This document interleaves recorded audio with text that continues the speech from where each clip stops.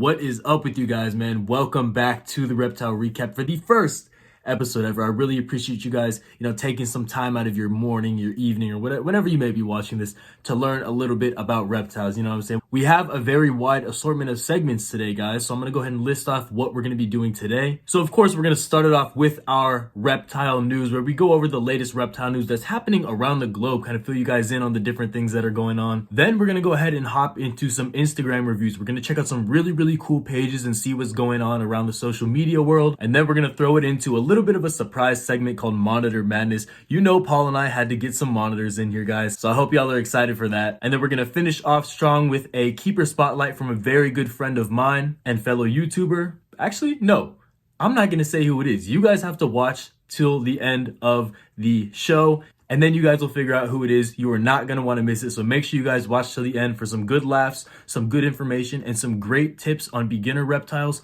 and kind of what it takes to get into the reptile hobby. I hope you guys are excited as I am. Let's go ahead and get into it.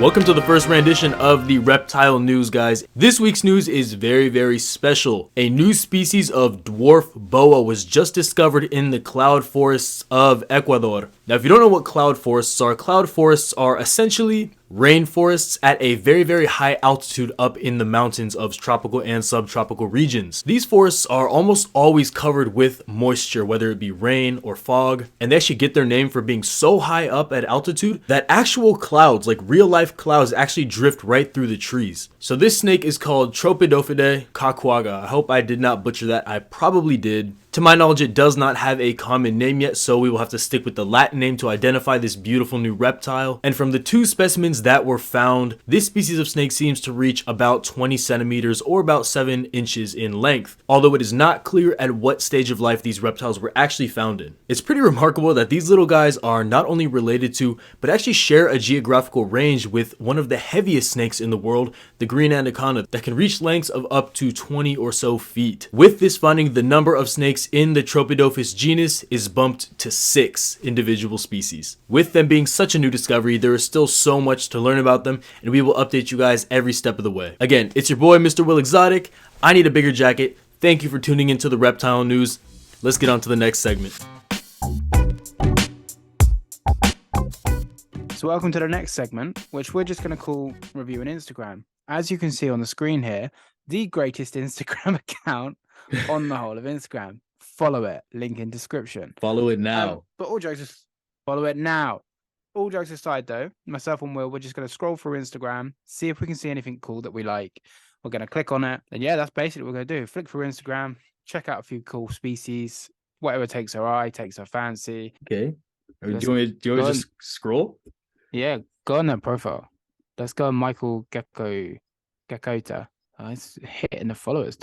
What's he got? He's got some turtles and some Euromastics. Oh, look at this, mate, dude! See, this is why you guys are tuning in for these cool species, man. Yo, Michael, that thing's sick. That's the coolest one I've ever seen. Nephorus asper. See, this is what you get for like diving down on the depths of Instagram. Yeah. This is amazing. That's sick. I want some knobtails real bad. Yeah, I really want some. I wanted them before, but now I really want some. So he's located in Hong Kong. If any of our viewers are in Hong Kong, if you want knobtails, man, hit our guy up. That so thing's cool. Stunning. Yeah, that's sick. I'm not a leopard gecko guy, but Black Knights, baby. Look at those tegus. We got some monkey tail skinks down on the left there. God. Sticking his tongue out, cheeky little foot. Oh, it's the same guy. It's Michael. Yeah, it's his page. Michael? Oh, it's still his page. Oh, yeah. My bad. He's got a sick. Oh no way! I was gonna say. There you go. It's your fly river turtle. That's baby. My favorite turtle species. Look at the nails and the feet on that. That's so cool. That's so sick, man. This guy's got some stuff. He's got Fantasticus. Yeah. He's got diamondback terrapins as well. He's got no monitors though. Rip. We got to find a monitor. Wow. Even the Lichianus. What's this? Oh, you got Strophoros, man. What's that? Some sort of fish. Bottom left. Nice. Look at them. Silaris as well. I want those real bad. Those are real nice. Look at the tails on those, man. Yeah, man, they're sick. This is a really cool page. Like this is a really Yeah, sick man. page. 10 out of 10. Yeah, I was What just we'll do gonna as well, say guys, 10 out.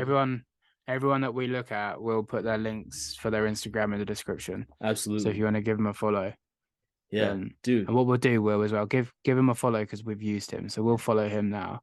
for sure. So there you go. Absolutely. Reptile recap. Next person, back to home screen. Instagram versus reality. Oh, Aki. Aki's baby. Should we go in? Let's check the meatballs. Oh, look at these big tongues. Oh, Pink that tongues, reminds me. man. Have you seen those what are they called? Brazilian gallowasps? The gallowasps. They look like this, but they're basically every single color of the rainbow. No, I have not seen those. Dude. Throw a picture on the screen, so I'll see it on this premieres. They're one of the coolest lizards I've ever seen. We got baby beardies, children's python or spotted python. Where's this guy based? Does it say? Australia. Australia, Victoria. Yeah, drop him a follow while you're up there, because we'll follow everyone. Oh, Shout out! wow! Oh man, there you go. Yeah, it's for us. Yeah, man. That's the one I was talking about. Remember that because these have the black spikes on the tail, right? Yeah. I'm tempted to get a trio of these at the end of the month. Very, very cool. Yeah. Carpets. Got us a lace monitor. Lacy. Yeah.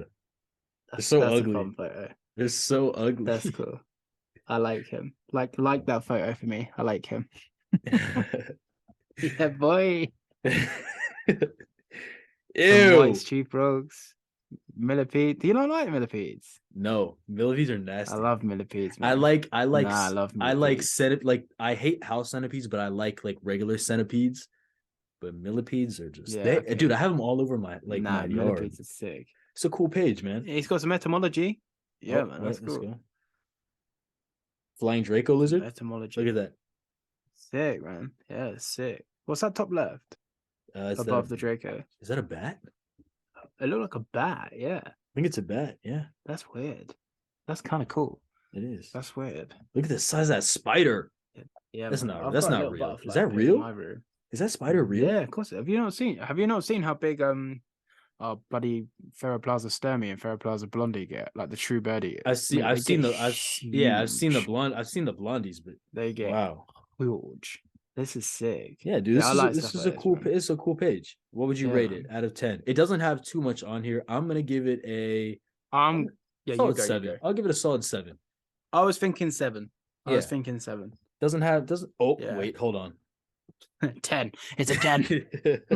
It's a 10. What a beautiful. That's cool. It's not super clean. It's not super clean, but look at the mask on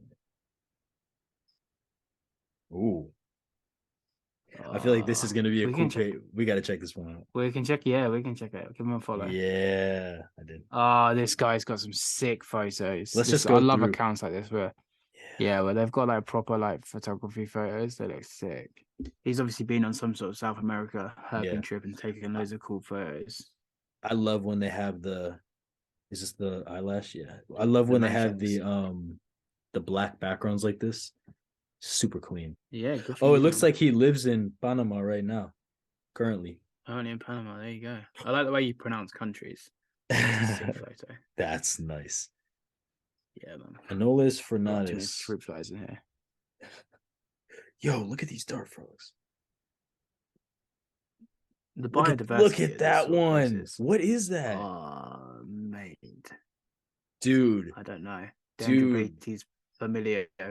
Formerly known as, you try and pronounce that, Ufaga familiar. I think it's Ufega is what I've heard the Canadians say. I haven't got a clue. I'm going to give the first page a 9. The second page, I'm sorry, I'm going to downgrade it to a 6. And I'm giving this one a 10. Yeah. This is a 10. Wow. That's a sick frog. That frog looked like the moon. Here, let's go back to it. That's real? That looks like the moon. It does. That's the same species as the black frog. Ufega pumilio? Yeah, man. It is. I don't know about frogs. Anyone who knows about frogs, drop a comment. Yeah. I don't know. This one's the same species too. Wait. They're gonna take it. Wait, so is this one? Wait, he's trolling. Oh no, this one's different. This one's right. This one's different. Okay. Different. He's trolling. So can they just Mate, come in every color of the rainbow? Is this just a thing that happens? it looks like it. I haven't got a clue. Can you like We're gonna have to crossbreed? get a vlog guy on now to talk about this. Can you crossbreed them? Is it is it He's locality specific or what? I'll go to that. What's it called? The Night skink above that frog. the night lizard? No, there's mate. That Wow. thing is. And if you look at his eye as well, They're that's they're so sick. they're like a mixture between a skink and a monitor almost, it looks like. They're literally like They remind me completely different species, but they remind me of Fusa from like Madagascar. Like the Yeah, cats. yeah. Look at the feet. They just remind me of Fusa. Yeah. What is that? Is that not a dragon? It's not a dragon snake. Nothopus I don't know. ricus. We gotta keep looking. We gotta keep looking. Ooh. What in the world is that?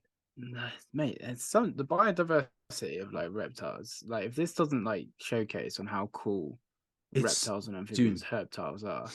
In South America, dude, I feel like it has so much weird stuff. Dude, Yeah, hey, everybody, if you guys are watching right now, drop a comment if you want Paul and I to take a trip to South America and find. We're gonna get our own species and we're gonna name it something. we do it the reptile recap, Reptile recapius. Yeah. and it's gonna be a monitor lizard in South America. Yep. The first one. Totally not invasive that we let go and just. Yeah. Yep. It's AKA mango. Pause. Go onto the search bar and just search Ricky Mac. Oh, come on. One of our personal favorite pages ever. Follow. Bam. We follow on our personal. We follow on our personal accounts. Yeah, There I am right there. Yeah, you can see. You can see it. But yeah. What? I'm There you here. go. Yeah, there we go. See, I'm not. Okay, yeah, I'm we not a follow. fake. We follow. We follow. There you go. Let's look at some of Look this. at that baby sanguina, man.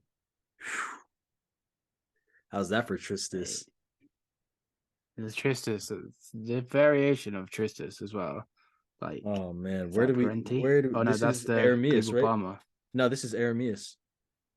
The No, rusty not desert. that one. I was on about the whole full screen. The one next to the Arameus. Is that a Global Palmer?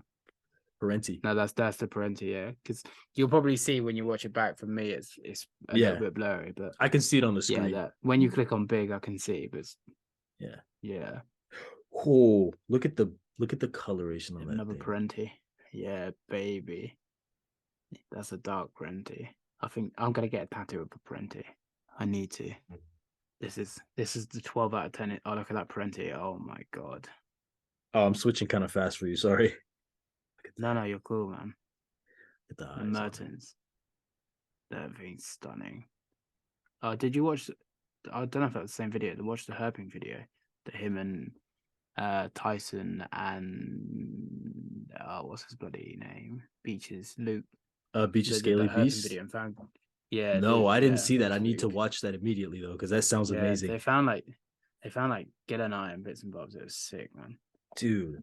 I think it was with Ricky. Stuff like this. Stuff like this is just insane. Yeah. Look at that. Look at that. Look at that Aki. It looks just like my one. Yours are nice. Yeah, not as nice as that though. Look at the neck. Look at the neck.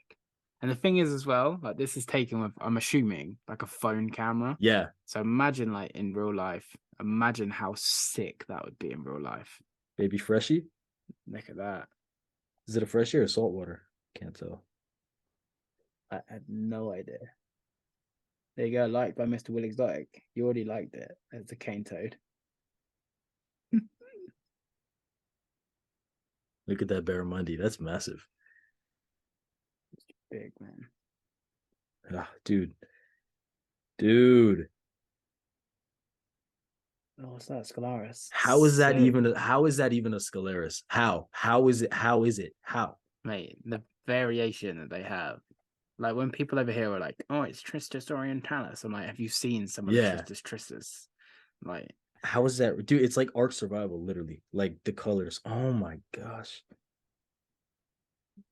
There you go. Blue, man. Teeth. Look at the yellow on its forearms as well. But look at that.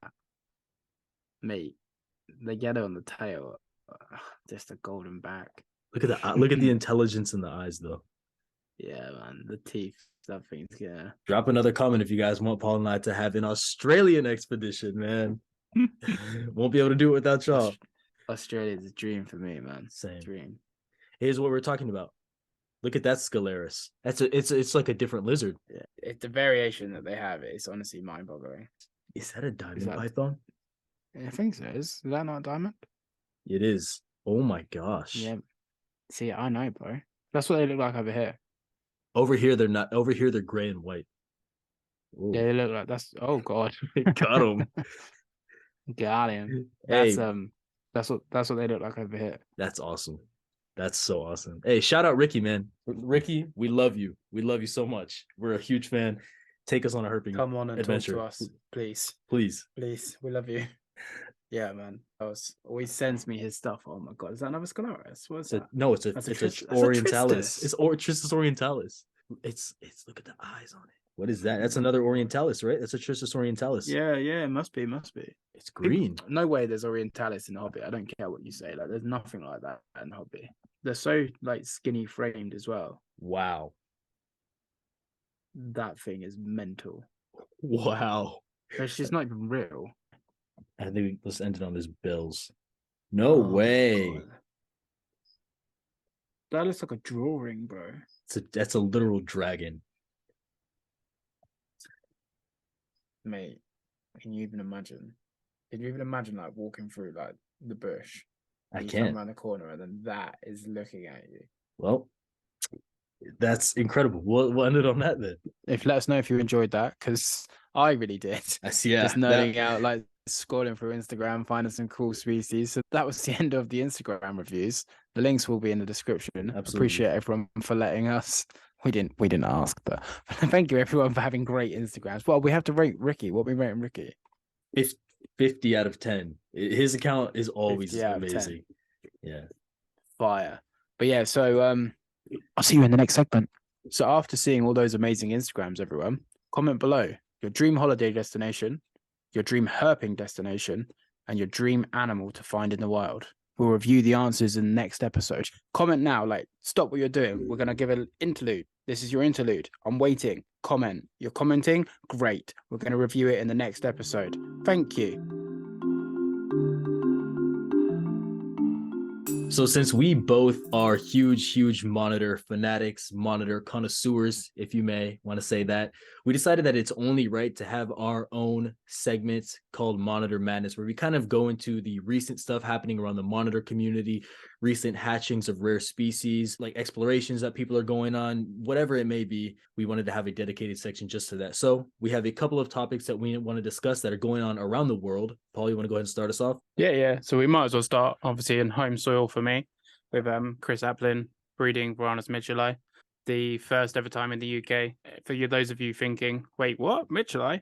Yeah, they shouldn't really be here, but we'll cover that in a different video. Obviously they're not illegal, they're UK captive bred, but if you know, basically. I'll leave it at that. But yeah, so congratulations to him. Really cool species. Absolutely. Really rare. I believe he got, I don't know how many babies he got. I believe he got a few, but I don't know. It was a decent number. Yeah, so good for him. Good to see some really cool species for the first time, especially being bred in the UK. Absolutely. Yeah, we don't have those over here. One of two only semi-aquatic Odatria, as well as something I learned while actually making one of my own videos, Mitchell's water monitor and the rusty monitor, Varanus samaramex, that comes from Northern Australia, like the coast off of Queensland is where they come from. The Mitchell's water monitor, I believe, is also Northern Australia, right? Oh, honestly, mate. Yeah. I go to you for stuff like that. I believe it's Northern. Yeah, I believe it's Northern Australia. Not 100% sure where in Northern Australia, but yeah, I know the rusty monitors on the coast in Northern Australia, I believe, for the Mitchells. But dude, they're so cool. The colors, the way they look, the fact that they're a semi-aquatic dwarf monitor. Like when you think of dwarf monitor, you think of lives in rocks, eats bugs type of thing, not like these guys, like otters swimming around. Basically, for those who don't know, if you imagine a Mertens, shrink it by half, give it some stripes and a couple more spots, and make it more burgundy blue than green. So basically nothing like a Mertens. But then you have a Mitchell's water monitor. It's almost like you take a Mertens water monitor and you slap like a Kimberly Rock skin on it. Yeah, That's what it's really cool. They're really cool. I'll put a picture up right now actually, so you guys can get a visual. There you go. He's got find the picture. He's got one of a baby in his hand. Yeah. Fine, slap that one on. So cool. So cool. Congrats, Chris. Hats off, Chris. That's a big achievement, especially for him personally and for the UK hobby. Massive achievement. Yeah. So throwing it back over here to the United States, Mr. Rob Fox from Fox's Reptiles recently, it wasn't super recently, I believe he's had them for about a month now, actually hatched out a couple Varanus rudicolis black roughneck monitors. Big ups. Yeah, that's a really big one. I know he's been working on that project for a good while, and he's been consistently getting eggs. He actually has a couple more clutches right now in the cooker, but dude, super, super big congratulations to him. That's an amazing species. They're super small. I didn't realize the babies would be that small, man. I mean, they're really tiny. That little socialized one that he's got, like, obviously, congratulations, Rob. Massive props. Myself and Will would be honored to have you on here one day just to like nerd out about rudicolis. Yeah. There are species that not many people have attempted. There's a guy in the UK. I will find his name and Will can go bloop on the screen right here. He has successfully captive bred rudicolis. I believe all but 2 perished after being alive. Some even died at around a year old.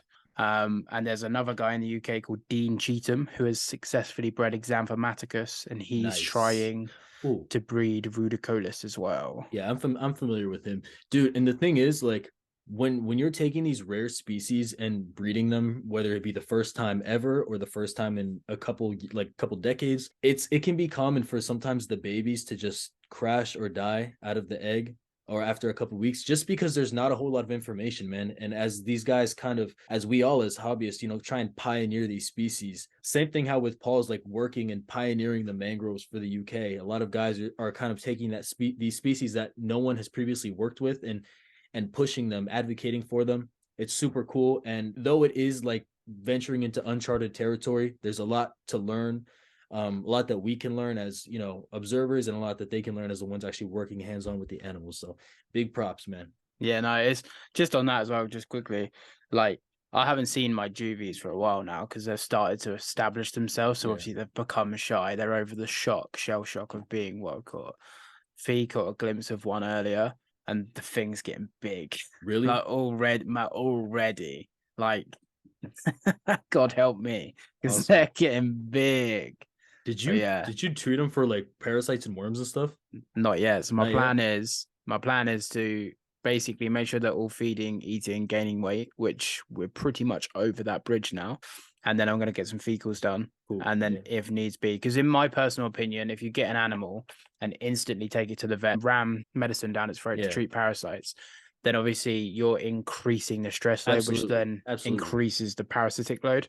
So if an animal can acclimatize by itself, like just by leaving well alone, making sure they're eating, but like they're going through that. So I've got the 3 juveniles in a 6x3x3, and they go through maybe 50 adult locusts a week. Wow.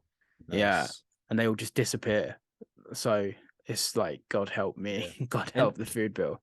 And the thing with parasites, like a lot of people, like when you hear the word like parasites, you like begin to like, oh, what you guys got to realize, 99% of adult animals, we'll just use monitors, for example, especially in areas with a lot of moisture and water where these microorganisms thrive. 99% of adult animals have parasites, guys. And since they're in their proper climates and whatnot, proper heating, obviously, because they're in the wild, it's not going to kill them because they have everything they need. That's why, and not all parasites are bad. Like, yeah, exactly. You think parasite is a bad thing because of the word and like the stigma. Some parasites actually like help to aid good bacteria in a stomach, so they'll fight off bad bacteria. So where they become harmful is if you have like a wild caught animal and you're not giving it proper husbandry, because a lot of the time, so take an Argus monitor, right? You get a wild caught Argus, has parasites.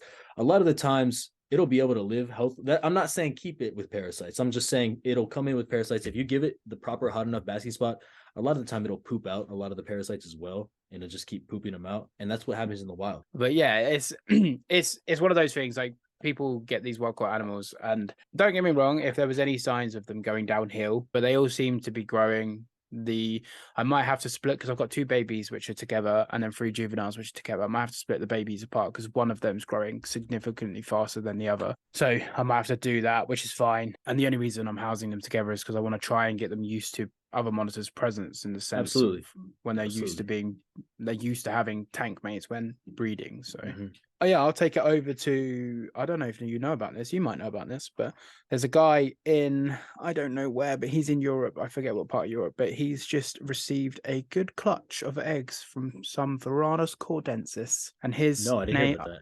Yeah, so this is Blood Dragons on Instagram. Oh, yes. Ron yes. Pogo. Yes. Yeah. Yes. Yeah, so he's just got some cordensis eggs. So wishing you well, Ron. Hopefully they hatch and you can get some true captive bred cordensis. That'd be pretty amazing. Absolutely. Yeah. Speaking of something close to my heart, Kenneth Jensen.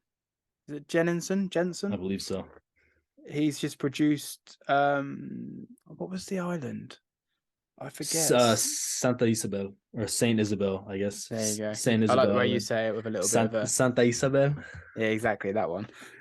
Some pure Varanus indicus. Nice. So congrats. I'm going to pick his brains at some point because he said on Facebook that he's had a couple of issues with laying and then he's just managed to get the incubation dialed in. And obviously I've had no issues with laying. Just haven't got a male for fertile eggs. So yeah, awesome. Hopefully I can pick his brains and we can share some wisdom between each other. Absolutely. Be even good to get you on here to talk about it for everyone to learn. If not, I'll share the wisdom that I learned just because I'm out here.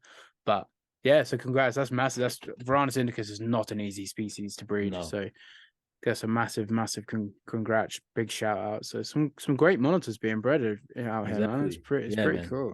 So that was our first rendition of the Monitor Madness segment. Hopefully you guys enjoyed. Hopefully you guys got a little bit. Wait, why am I ending it like we're closing the thing? On to the next clip. It's just a segment. Yeah. On to the next clip. Will, edit me right now. On to the next clip. I'm keeping that in. Yeah, keep it in because that'd be good. Because you're just like, wait, why am I editing it? I'm like, on to the next clip.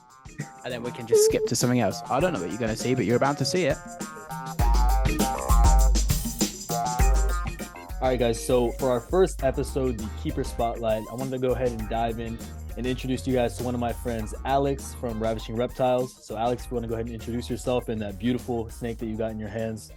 Yeah, man, of course. Yeah, so like Will said, my name is Alex. I started my YouTube channel during July.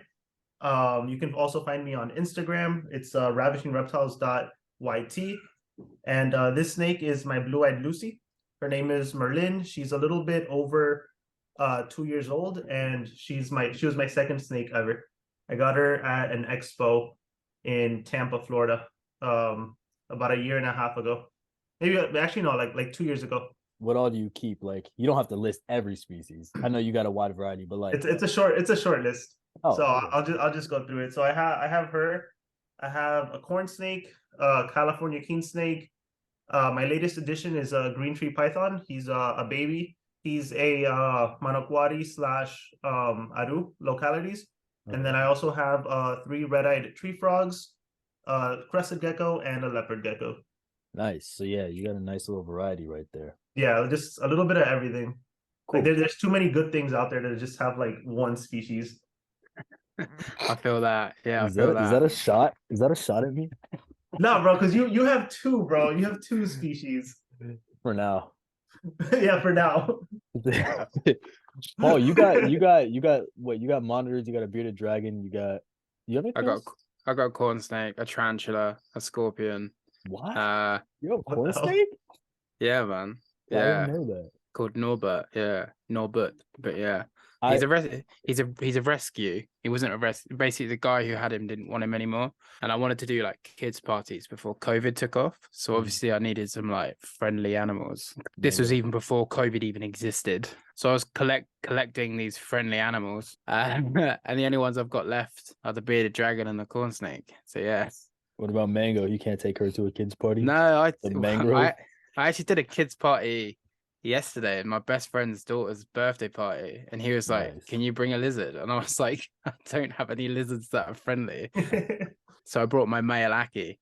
Like parents taking pictures, and I was like educating parents on like, I'm like, the problem is with parents, you're all scared of. I brought some cockroaches as well. So I was like, the problem is you parents are all scared of bugs and lizards and snakes.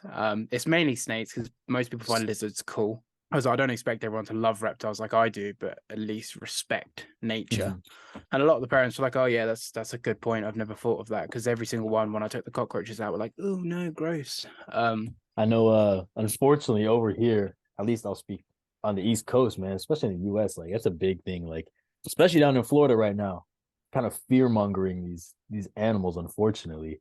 Have you witnessed any of that kind of firsthand or not really? With like what, like the different species and stuff. Especially the invasives. Like, Yeah, here in is it as Florida, big as it is on YouTube? Like people actually being scared? no, I don't think it's so much like a scared thing. There definitely are some people that are genuinely afraid.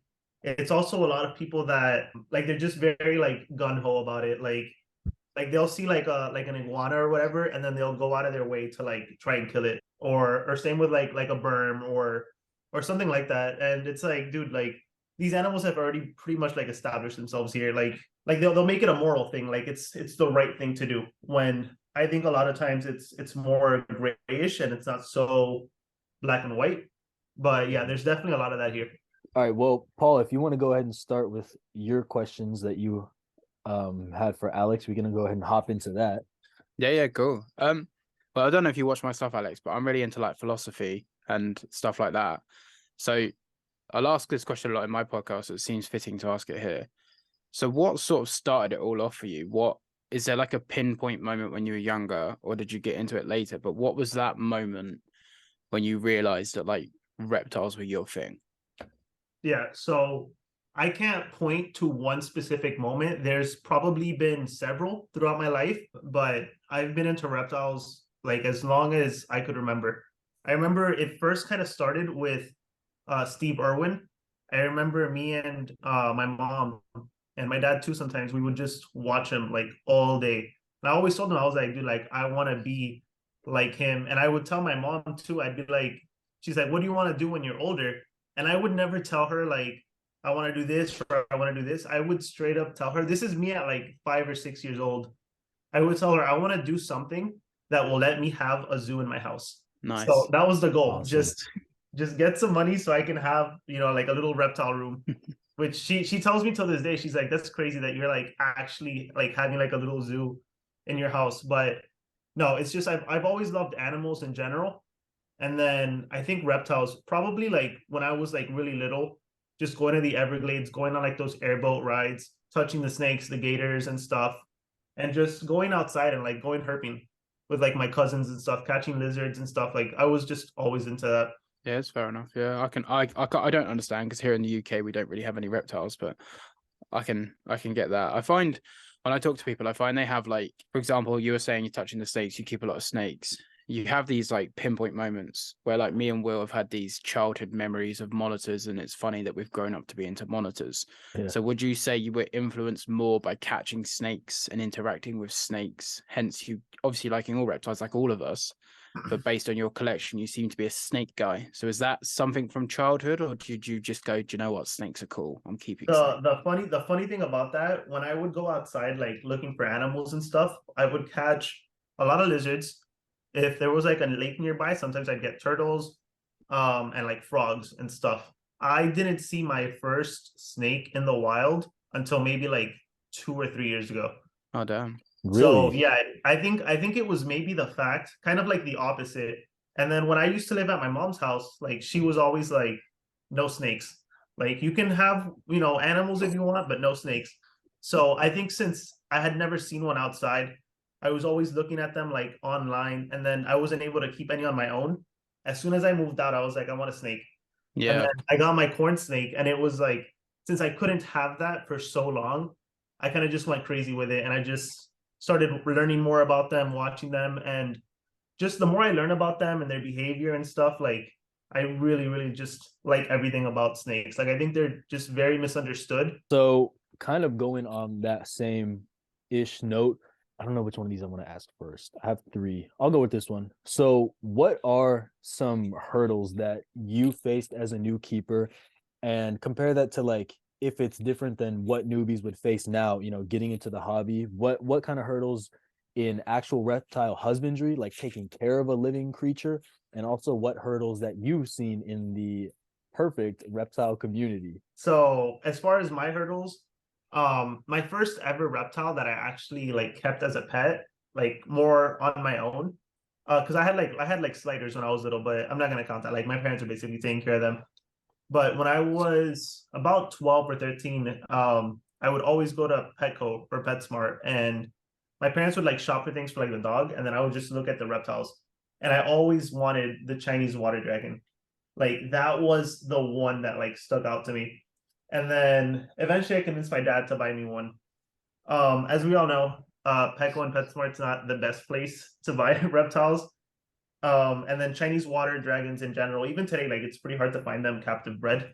So I got a wild caught individual, and all of my knowledge on the husbandry came from the pet store employee. So I think the biggest hurdle was just finding reliable information and knowing what I don't know, right? I didn't know, like I took this guy's word for it. I was like, okay, like he works at a pet store. He's telling me what to do. Like he's got to be an expert. So I think even today, like a lot of people, and needless to say, like that animal did not last very long. He got like an eye infection. I think he had like parasites. Like it was already like sick when I bought him, but I didn't know better. Um, but I think that's probably something that maybe people still face today. Like for us, it's easy because we're on YouTube, we watch other creators and stuff, and there's just so much like information, right? Like we're part of like Facebook groups and all that stuff. If you're just like an average person that just passes by like a pet store, you see something cool, you get it, you may not be aware that maybe you're not getting like the best advice possible. So I think that's why it's kind of important to make videos or just talk to people and just let them know like, hey, there's this information out there, there's a source here that's more reliable than probably what you've heard.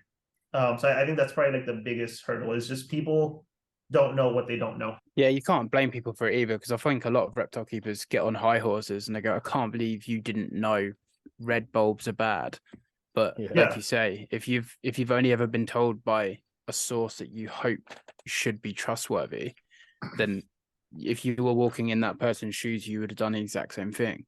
So I think as a reptile community, we need to like band together and stop hating on people that are trying to learn. I had a guy literally message me 10 minutes before we started recording, keeping mangrove monitors, and he's just using red bulbs. And I wasn't rude about it. I was like, they're rubbish. Get halogens, and then explained why. And then I explained why you should couple it with LEDs and why you should couple it with UVB, because I said, just imagine you're in a dark box and all you can see is a red light. And he was like, oh man, I didn't see it that way, and was grateful and all. But if I was like, you absolute idiot, I can't believe you're doing it, then people wouldn't listen, because like you say, he didn't know what he doesn't know. So it's a great point. The problem is with the reptile hobby, you push people towards these beginner species, and just off the couple of the species that you've listed, Alex, sounds like you have a couple of the beginner species: corn snakes, royal or ball pythons. I guess red-eyed tree frogs are a bit more advanced. The king snakes are probably up there in the alternative, but they're beginners. So sort of double loaded question, and I'm sort of stealing it from Will, and he can jump off the back of it once you've answered. But do you think beginner species are important? And if so, why? So I think beginner species are important in the sense that if you're entering into a hobby, right, and you're a beginner, for whatever hobby it is, there's usually like a stepping stool, right? That you kind of have to, you don't have to use it, but it's kind of a good safety hobby. Like let's say like motorcycles or whatever. If you've never ridden like a motorcycle in your life, you're probably gonna want to start off with something like a dirt bike before you go like 80 miles per hour on a motorcycle. I think the title beginner, like the label beginner, can make people believe that it's super easy, which a lot of the times some reptiles are easy to care for, but you still have to do research, you still have to do your homework, and you still have to put in the time and effort. So I don't like when that word gets used sometimes, even though I use it myself. Like I don't think there's anything wrong with calling an animal a beginner species, as long as you understand that just because it's a beginner reptile, you still have to, treat that animal and put in the effort. Like you can't just buy a beginner snake, like a corn snake, and then put it in a tub or whatever. Just, try to feed it, not worry about what the temp's at, just because it's a beginner reptile and you think, nothing can go wrong. I'm a beginner, this is a beginner reptile. So I think in that sense, I don't agree with that term. But if we're just using it to kind of rank the difficulties of different reptiles, I think it's fine. Because for me personally, I started off with beginner reptiles, and a lot of the reptiles I have are still considered beginner reptiles. Just because, like, a common theme with beginner reptiles is they tend to be more hardy than other reptiles, and if you're a beginner, you're more prone to making mistakes.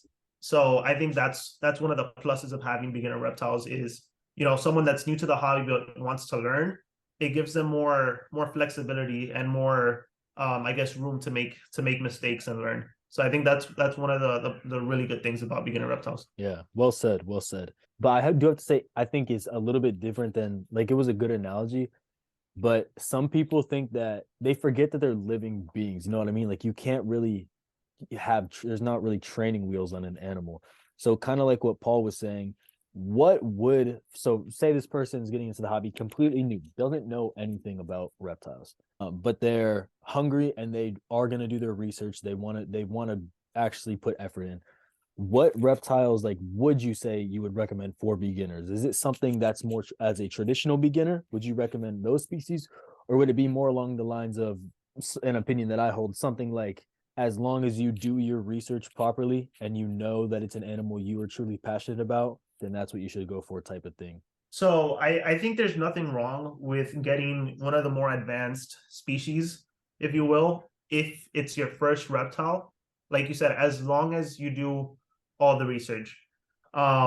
Personally, I would probably recommend them to, unless they have no interest whatsoever in any of the beginner reptiles, then whatever, go for the one you actually want. But if you do have some interest in some of the beginner reptiles, I think it would be a good idea to probably start off with one of those. But I don't think it's absolutely necessary. Like, let's just pretend you're the beginner, right? And you love I don't know, Argus monitors, right? Would you say that's a beginner reptile? No. No. Okay, great. No. So Will tells me, hey, I really like this reptile, and I tell him, I'm like, hey, how about you start off with a leopard gecko? And Will hates leopard geckos, right? He thinks that they're the worst reptiles on earth. So I'm not gonna, tell him to get a reptile he doesn't like just so he can, stop being a beginner and then go for the reptile he really likes. I think in cases like that where you really don't care about any of the other animals, just go for it. Just do your research. Know it may be a little bit harder for you because you're going to be learning a lot of things on the fly. Like as you get experience, like, things become easier. Like, you'll be able to read body languages better.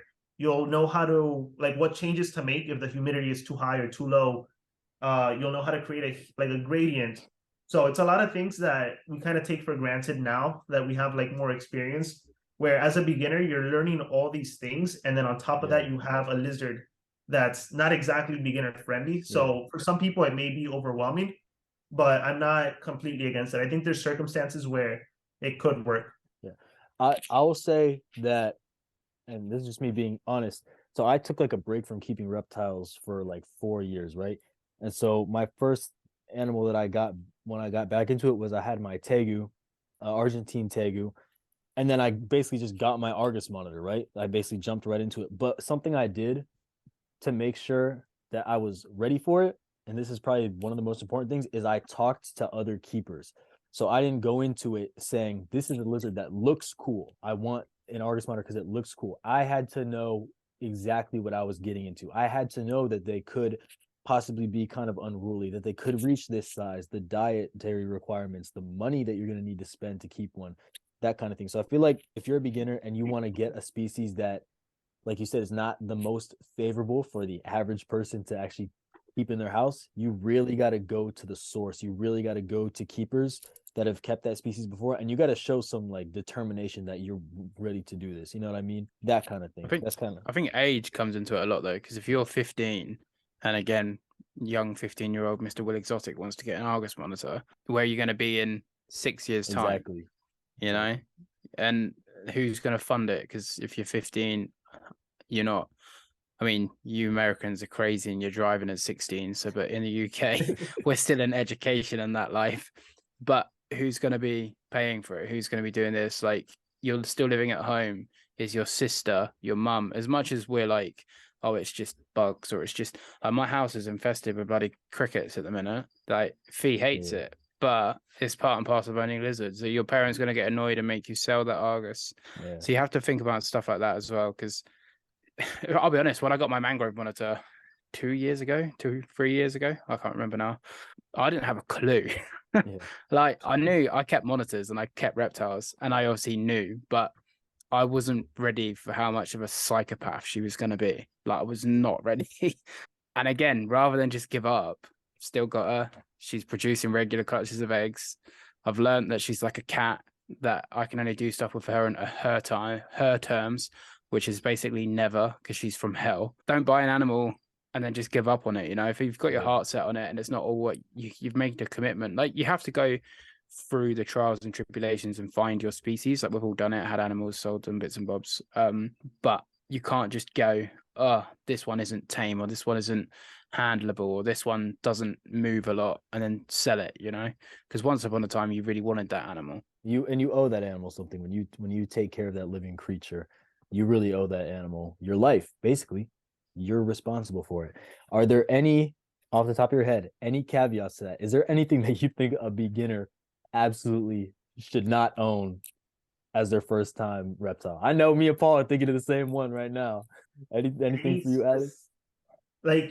Like any reptile. Like, okay, let me rephrase this. Anything outside of like crocodiles and stupid stuff, but basically stuff you can pick up at an expo. Not necessarily commonly, but if you go to an expo and you might see it there. Yeah, not like saltwater crocodiles or what I mean, cool. Not like, but I mean crocodilians. You can, especially here in America, you can go to Ohio, you can go to Pennsylvania, you can just buy an alligator for $50. You just buy one. Just off the top of my head, probably something like chameleons, just because they die quickly. Like, even if you're doing a lot of things right, they're not hardy at all. Probably venomous snakes for sure. Definitely do not get a venomous snake as your first reptile. And probably some species of monitors, like that's the one. That's definitely not an 8-foot lizard with jaws, and that is definitely the one that we were all thinking of. Dude, everything goes back to monitors with me. I have a problem. The first step is admitting it. Admit it. I have a problem. Dude, look at my screensaver. The blue tree monitor nail. That's the type of time I'm on, literally. Nice. I'm addicted. Yeah. Same. Mine's my mangrove monitor. Yeah. So yeah. Yeah, mine's not cool.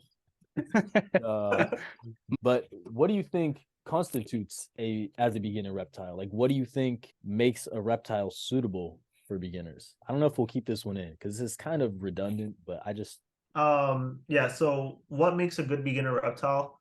Definitely something that has a lot of information about it out there. It can be an easy species, but if no one has like made a care guide on it, it's not a beginner reptile. That's actually a very good point. I've never heard that before. I just thought of that right now. No, that's a very just had a brain blast. No, that's a very good. Like, I agree with Will. I've never heard anyone make that point. So that's we're gonna clip this and put it on our Instagram when we make it. Yeah, man, that's a clip point. for sure. That's a good point. All right, go ahead. Thanks, guys. So definitely that having information out there, something that doesn't have extremely specific care requirements, like in the sense of not something that's going to need super cold temperatures and like high humidity, right? Or just things that are kind of average-ish, or if they're not average-ish, you can still kind of put it off. Like, for example, like a bearded dragon needs pretty hot surface area, but you just get a higher bulb. Like, it's not that much of an issue. So I think that's definitely another thing. And then hardiness. I think a good beginner reptile should be hardy. Because like I said earlier, just to forgive those beginner mistakes and just give them time to fix whatever they're doing. You don't want an animal that, as something is a little off, it's going to get sick and drop dead. So I think probably those three things are the most important. Valid Yeah. points, man. I very agree. And just again, touching themes, but something that you're aligned with wanting to be passionate about and keeping, like we've all said. Don't get the leopard gecko if you don't want the leopard gecko. Try and get something that you want rather than what people are telling you to get within reason. I think that's where it should sit. It's got to be like those criteria that Alex mentioned, as well as something you're really passionate about, like Paul said. Like, you got to have a love for the species. You know what I mean? It's hard as well. Like, I don't know if it's worth touching on this, or we can take it for another podcast. But like, even people that breed reptiles, like, yeah, breed something that has demand. Like, if you're going to breed an animal and then there's 50, 100, 200 other people doing it, Royal Python bloody rack breeders. But if you've no thing is, like, all jokes aside, I don't get morphs, I'm not really into it. But let's just say you've got something that's het 2 or 3 genes, and as a byproduct of that, you get normals or normals het, albino or whatever, and there's going to be thousands of them. I don't think they should be being bred. Same as if you're breeding normal bearded dragons. I just don't think they should be bred, just because there's so many in rescues and there's already so many out there. Same as sliders. If your plan is to breed red-eared sliders, like, why don't focus on something that's similar but also needs love, time, and attention? Spotted turtles. I didn't want to see more spotted turtles being bred. Sorry, had to throw that in. No, that's fine. I just again, that's all I wanted to say on that. So if anyone wants to touch on it, but just on the sense of beginner reptiles, if you don't mind speaking on it, I hear that you had a Kimberley rock monitor that went a little bit south. Would you mind filling us in on that? Yeah, so monitors, I always wanted, not always, maybe like a couple of years ago when I like started like getting into like reptile YouTube and like watching other clips, I knew I wanted a monitor. I really liked the Kamingi, the one with the yellow heads. I think it's Kamingi, right? I don't know how you pronounce it, but I pronounce it coming eye, but it's probably because I'm British. I say coming. There's a million different ways to pronounce it. Yeah, I've heard it Kamingi, so yeah, you're good. Yeah, that's the one I really, really wanted, but I had no experience with monitors. Did a little bit of research, and then basically I found out that Ackie monitors are kind of like what most people recommend as your first monitor, but I just wasn't into them. Like, they were kind of cool, but it wasn't that thing for me. So I decided to just go with a Kimberley rock monitor. And I made a couple mistakes in, I guess, how I went about that. Number one, the breeder that I was getting it from, they didn't have the best like reviews, and I found that out later just from seeing other people like make posts about said breeder, and I was like, oh damn, like that kind of explains a couple things. If you want to name drop, I'll edit it out. Huh? If you want to name drop, I'll edit it out. I wasn't gonna name drop just for that, but it was so yeah. So I got them from them, and then flag number 2, and this is my fault, even though the breeder probably shouldn't have been selling them that young, anyways. But like I said, my first monitor, I didn't know what was like the standard, so I figured it's different than snakes. Like, maybe they take less time to get established. The Kimmy I got was 3 weeks old when she arrived to me, and yeah, when she arrived, she was pretty active out of the box, and then after just like a couple minutes, like the energy went away. So I was like, okay, whatever, like she's probably tired. Put her back, like I put her into her enclosure. I had spent like 2 weeks like setting it up, just trying to get it perfect. She ate one time for me. It was like one small cricket, never ate again. I was like asking Will for like advice like throughout the whole thing. I was like, hey, like, does my setup look good? These are my temperatures. What should I do? I modified a few things because he was like giving me tips and stuff. Yeah, but you put in the Redis stack too, remember? I remember you did put in the Redis stack. Yeah. I did all of that, but like the monitor just was not eating. So I was kind of at a crossroads, because I know that for monitors, they can get stressed out very, very easily. So I didn't want to take it to a vet and then, have it be like forced and like grabbed and stuff. Yeah. If there's nothing like internally wrong with this animal, like now for sure it's not going to eat and it's going to starve. So I gave it a little bit of time. I think I waited maybe like a week and a half after I got it that I realized like, okay, I'm not messing with the monitor. I know my temps and humidities are all, like spot on. I have no idea what it could be. Screw it. I'm gonna call the vet. Called the vet. I think I don't remember the exact timeline. I don't remember if I called on like I don't remember when it was, but the point is I called and I made like the appointment as early as possible. It may have been the day after or maybe like a couple days after. Point is the day that we had the vet appointment, the Kimmy was dead. And Sucks, man. yeah, that was super heartbreaking. Like I'm not even gonna lie, like I had that monitor for like a week and a half and I cried. Yeah. Like Yeah, no, it that's was cool, man. it Yeah. was super sad, man. And that was my first experience with a monitor, unfortunately. Do you I think would that's? go Oh, ahead. sorry, Sorry. you No, carry on, man. go ahead.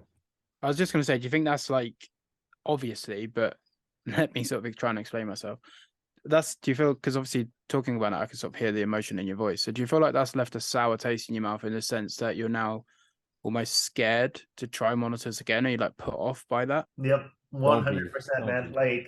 Like I remember I had wanted the Kimmy for months before, like a good like 8 9 months before that. Yeah, it definitely not anything against the species. Like I still think the species is great. Like I know that whatever happened was not at all the lizard's fault or anything like that. Like I sometimes I'll see like a Kimberly rock monitor and it's bittersweet because it's like I can appreciate like what it is, but it kind of just reminds me of what happened. So it makes me like kind of just push them away, Yeah. unfortunately. Yeah, don't let it leave a sour taste in your mouth, especially for this species. Notoriously, Kimberly rocks are known, especially when they're super young, they're known for being very fragile. Dude, that kind of reminds me of what happened when I first got Mars. It was the same thing that you guys were talking about. Like the first time I seen a Pilbara rock monitor online, you see those things and you're like, wow, bright red. I cannot believe it existed. So it was at that time I was trying to move my Tegu, like rehome her because I wanted to. My original plan was I wanted to get a big bioactive for basilisks and try and captive breed basilisks, right? And then I had built the big enclosure. I was like, oh wait, this one might fit some Kimberly rock monitors. And then my now friend John, he hit me up on Fauna and he's like, hey, I'm not looking for a Tegu, but I sell Pilbara rock monitors if you're interested. Dude lives 20 minutes from me at the time. I'm like, is this real? So I go there, I get the rock monitor, Mars. So I bring him back home. He's like very friendly, right? He's crawling on me and everything. That next day, I open the enclosure, he crawls on my arm and he drops to the floor, right? Me and my dad are watching him. And he's on the floor crawling around. And everything in my mind, I'm hearing Kevin McCurley in the back. Don't grab monitors. You're gonna scare them. Don't force handle them. So I'm like praying to God. I'm like, please let this thing crawl back up on my arm. There's a little hole in the wall behind a bookshelf that was mounted onto the wall. I just see him inch up the hole. I'm like, oh my gosh, I just lost my lizard. I just dropped 1,300 on this lizard, man. And I just lost him on the second day. And it was dead of winter. Dead of winter. It's freezing cold. And that we were in the basement, right? So there was no heat on the floor. It was 45, 50 degrees. Damn. He was behind that bookshelf for, I want to say it was 8 hours. I basically set a heat lamp up on the floor and I waited there for 8 hours. Would not come out. I was really panicking. So I'm like, me and my dad ripped that bookshelf apart off the wall. And he's like, oh, he's right here. I just see this lifeless monitor on the ground. I pick him up and I'm like, I'm almost in tears. I'm like, no, this can't be happening. And I see the tongue go. Oh man. I'm like, are you serious? He's still alive. So I take him upstairs to room temperature, let him warm up. And now that incident, he still does not fully trust me, but he'll let me touch him and stuff. But if I would have lost him that day, man, same kind of thing. Something I dreamed That'd of. been it done, yeah. Yeah. I had a team or we're on to monitor fails now, but I had a team or like get out in my old place, which was just like a little flat. Undone the door and they were still quite young and small. They're only about 8 months old. Slid the door open. One of them freaked, which scared the other one, and all three of them just went straight out of the enclosure. And I was like, "Oh crap!" And like trying to scramble to grab these three Timors. I round up two, and the other one skirts in and slips under the skirting board and ends up in the. I guess you guys call it a drywall. We call it a stud wall, like plasterboard either side. Ooh. thankfully I'm an electrician, so I'm getting my hole saw.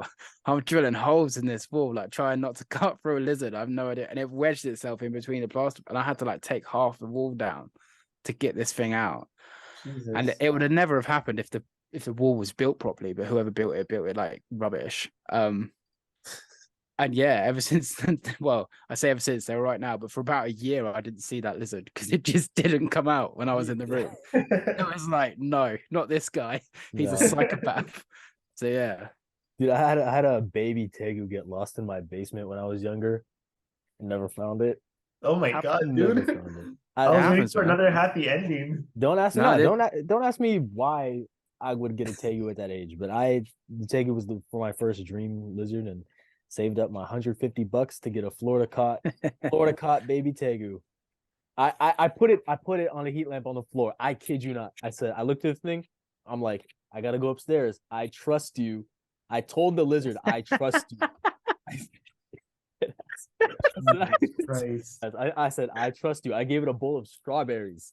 I said, can we put this at the clip? This is at the start. Like literally you going, I put a tegu on the floor and I trust you. I go upstairs. I came down. Yeah. Bro, that would have been my villain origin story, man. I trust you. And that lizard just saying, yeah, I'm glad, bro, because I'm about to get out of here. Yeah. Yeah. I had that tree monitor get out. I don't know if you saw it on, I don't know how long you followed me or not followed me for, Alex, but I had a tree monitor escape and like get outside. And it lived outside for like 13 days. And my girlfriend came home and it was basking on my front doorstep. Invasive. Dude, that is crazy. That is insane, dude. And we're UK. Thankfully, we're in the middle of summer and we were having a hot spell. Because even, I don't know what it is. I think it's like 80 degrees over there for you. It's like warm for us. But like 90 degrees is sweltering for us. And it was probably like 84, 85 degrees. So fine for a tree monitor. But yeah, I don't know how it got out. The doors were closed, the vents were in. Like, no idea how it got out. And I hadn't seen it for like 3 days. And I was like, this thing's got to be gone. So I dug the whole enclosure apart. It was gone, sure enough. But like I say, no vents are out, no doors are open.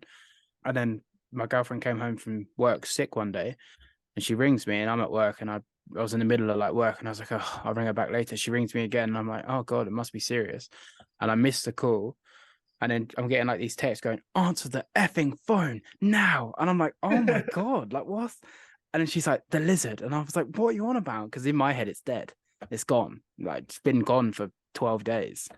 And she goes, the lizard, like it's outside. And I was like, what? And she was like, the lizard. And I'm like, I felt like myself, like I had to sit down. Like I was getting like, because there's nothing I could do. I was like an hour away at work. And I was like, you need to grab it. I was like, go inside, get the gloves and grab it. She's like, I don't have time. I was like, you have to grab it. She's like, will it bite me? I was like, probably. And she was like, is it bad? I was like, yes. And she was like, I'll do it.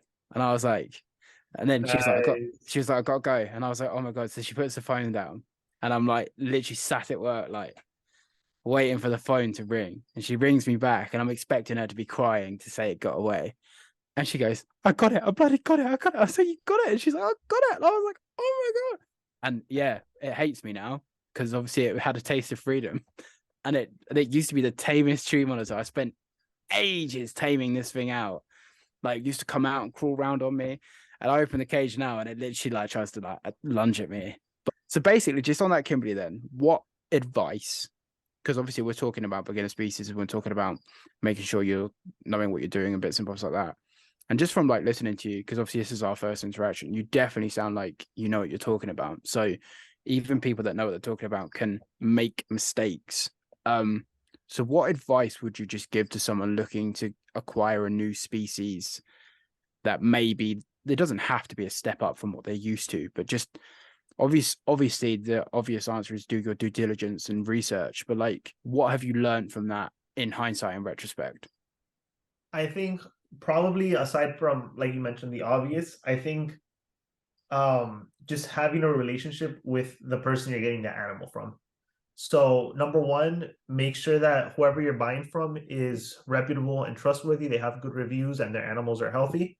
And then if you can just build that relationship with them, I think that'll just be the best thing you can do. Because number one, you'll be able to see what kind of person they are and if they're worth your business or not. Just because whenever you get a new animal, and especially if it's something a little harder than things you've kept before, things are going to come up. Because that animal is transitioning from, wherever the breeder was keeping it into a completely new environment. So I think that's probably the most important thing. If I had a better relationship with the breeder, maybe they would have been able to help, but who knows? But just as an example, the green tree python that I just bought, the breeder, I saw him on Morph Market, but I saw that he lives in Fort Lauderdale, which is only about like 40 minutes from Miami. So I messaged him and I was like, hey, I'm in Miami. Can we do local pickup? And then he's like, yeah, sure. That sounds fine. And I was like, cool. Can you let me know how you're keeping like the snake, like in terms of like the parameters, just so I can make sure, kind of the same thing I asked the Kimberly breeder. Like, I just want to know how you're keeping it so I can make sure I'm keeping it the same way. Yeah, of And course. the Yeah. guy's like, here's my number, just call me. Called him, didn't answer. So I was like, okay. And then he FaceTimes me, and I was like, oh, cool. So it's him in like his breeding room or whatever. And we're just talking on the phone for like 10 minutes. He's like going over like every single detail. Like, I didn't even have any questions for him, like Yeah. after that. And then met up with him. Dude, he gave me like a tour of like his reptile room. I was there just to pick up the animal. Like, it was just supposed to be business. I was there for an hour. Dude has a bunch of green tree pythons. He's got Amazon basins. He's got Bolin's pythons. And he was like letting me, like, he was like taking them out, letting me play with everything, whatever. Bought the snake. I gave it a couple of days, tried to feed it, wouldn't eat. So I texted him and I was like, hey, like he wasn't eating. Like, any tips? He's like, oh yeah, what'd you give him? And I was like, oh, I just gave him not a pinky mice, but the step right after that. A hopper. He's like, nah, bro, like rat, give it a pinky rat. And I was like, a pinky rat? He's like, yeah, that's all it's been eating. So that kind of took me off guard, because like pinky rats are like big compared to like a green tree python. And he's like, yeah, bro, just trust me. And I was like, all right, gave him the pinky rat, took it like a champ, and yeah. I had like maybe like another question for him. I can't remember. It wasn't anything like crazy, but just having that resource to, I guess, guide you and let you know, because you can read things on the internet, you can hear things from other people, but I think the best source is the breeder, because they were with that animal before you got it. They know that animal better than you do at this moment. A good breeder will be there reasonably whenever you need them, man.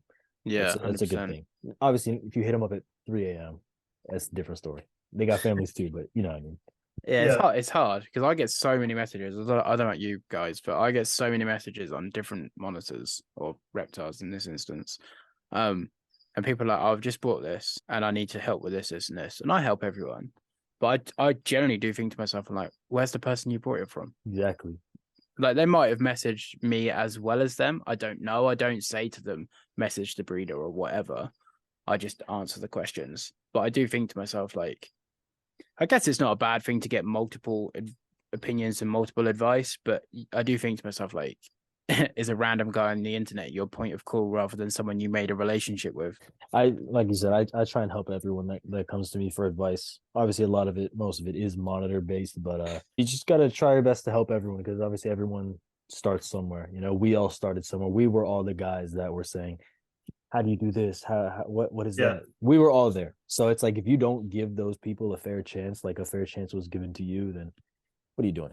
Yeah, I couldn't agree more. I think like one of the biggest problems is that kind of gatekeeping and this sense of like grandiosity that some people seem to feel. Like, especially like on the Facebook groups, dude. Like, I get it. Like, if you're gonna post a picture of like an 8-foot boa and like a 30-gallon, like, fine. Like, that's not a beginner mistake. That's not ignorance. Like, it's common sense, dude. Like, that snake is smushed. You can see that it's smushed. But if it's other things, like, and then people are just like, oh, like, you idiot, like, how do you not know this? Or no, bro, it's supposed to be like this. And it's just like you're not helping that person. And now their opinion, especially if they're like a complete newbie of reptiles, maybe, and like, or definitely the reptile community, is now like negative. Like, bro, like, people that keep reptiles are just, bad, insert bad word here. And I don't know, like, I think now, especially when we have like so much, like, at least here in the US, like, legislation that's trying to, like, tear down the reptile hobby with like different laws and stuff, the last thing we need is to be bickering with each other. And the last thing we need is to be pushing people away from the reptile hobby. We should be, trying to get people in and then just being as helpful as possible to beginners, because at the end of the day, like that's not they're not the future, but if you're not getting people in and you're just scaring everyone off, eventually the hobby's going to die. I have 2 wrap-up questions on my podcast to sort of interlink all of them. That's why I think the wrap-up questions are good. So the question 1 is, what advice would you give to any new reptile keeper? So that whole podcast has sort of been on that. So I'm going to skip over that. And then my last question is, what's the best piece of advice you've ever been given, not reptile related? Sorry, I mean, I've gotten a lot of good advice, I guess, but the one that instantly kind of not turned my life around, but really like pushed me to just do better. I was working while I was still in school. I think I was finishing up my undergrad. I was working door to door, like I was a salesman. I was selling impact windows, which honestly, I'm not even gonna lie, that was the funnest job I've ever had. Like to this day, that is the funnest job I ever had, because we would just jump in a van, like me and like 2 buddies, and then just I can't even say what we would do, but that job was fun. Like it was a lot of just messing around, going to different areas and stuff. But one of like the guys I met there, he was my senior by like probably like 15 years or so. He just took my clipboard one day, like completely like out of nowhere. He was also kind of a drunk, to be fair, but he just grabbed the clipboard. He's like, bro, let me write something for you. He wrote down on the clipboard and he just put, remember who you want to be. And I don't know what it was about those words that they kind of just always stuck with me. And now whenever I'm facing like any kind of like difficulty, or I'm doing something that I know is like for my own good or for my family and stuff, and even if it's kind of like a drag, like those words, they just always come back to me. Remember who you want to be. And I'm like, all right, I want this for myself. I want this for myself. So I'm going to do this. I think that's probably like the best thing. Just know what you want and just don't forget why you started, whatever it is that it may be. So that was probably the best solid. advice I've ever been given. That's That's the best solid. answer I've had, to be honest. I've done 6 podcasts of my own with guests, and yeah, it's the best. Most people tend to go, oh god, you put me on the spot now, and I've got like edit the long way out. But yeah, no, that was sound. Appreciate it. That's solid, yeah. Thanks, guys. Thank you everyone for tuning in to the first episode of the Reptile Recap. Thank you very much, Alex, for coming on and sharing all your wisdom. All of his socials will be in the link below, same as Will's and myself. Anything that you guys want to see, anything that you guys want to know, leave it in the comments. We'll all do our best to get back to you. And again, just thank you for your time, Alex. It's been an actual pleasure getting to know you. I know you and Will sort of mates and stuff, but hopefully our relationship can blossom from here, because you sound like a really cool, knowledgeable guy, and I'll make sure I'll keep up with watching what you're doing. So thank you for your time. No, thank you so much for having me, man. Thank you to both of you guys. This was honestly a lot of fun, and I'm glad that you guys thought of me for the first episode. And the feelings mutual, Paul. This is like you said earlier, like our first real interaction, and dude, you just seem like an awesome guy. And I know Will's a cool dude, and he loves you. So I had a feeling we would get along. Like if Will likes you, then I'll probably like you too. But seriously, thank you so much for having me, guys. Yeah, man. No worries. Yeah, man. Awesome. This is gonna go down in history. Our first episode, hopefully, first of many. Hopefully, millions of people. Hopefully, get to see all 3 of our faces. Custom Mangrove Gang. First episode in the books, ladies and gentlemen. Thank you all for tuning in today to the Reptile Recap. Myself and Mr. Will Exotic could not be more excited that this is finally here. And please, everyone, let us know what you think. Let us know if you want any more guests. Let us know what species you want us to recap. Let us know what news you want us to recap. Let us know what you want us to recap. Like, subscribe, everything in the description below. Me and Will are going to bring this. William and I are going to bring this to the next level. We're only going to get bigger. We're only going to get better. And we need your guys' help. Mr. Ravishing Reptiles, thank you very much for being our very first guest on the Reptile Recap. Thank you for your wisdom and time and knowledge. It's greatly appreciated by myself and Will. Mr. Will Exotic, thank you for being my co-host. Making this sound like it's mine. It's not mine, guys. It's our brainchild. But this is what happens when I do a wrap-up really late at night. Anyway, I wonder what we're going to recap next. Will, you can just sort of cut this up how you want it and maybe put it in different orders, because It's like 12 o'clock at night here, my friend, and I am very tired. I haven't even bathed yet, and I've got to get up at 6. Look at my bloodshot eyes. You can keep all of this in, I don't really care.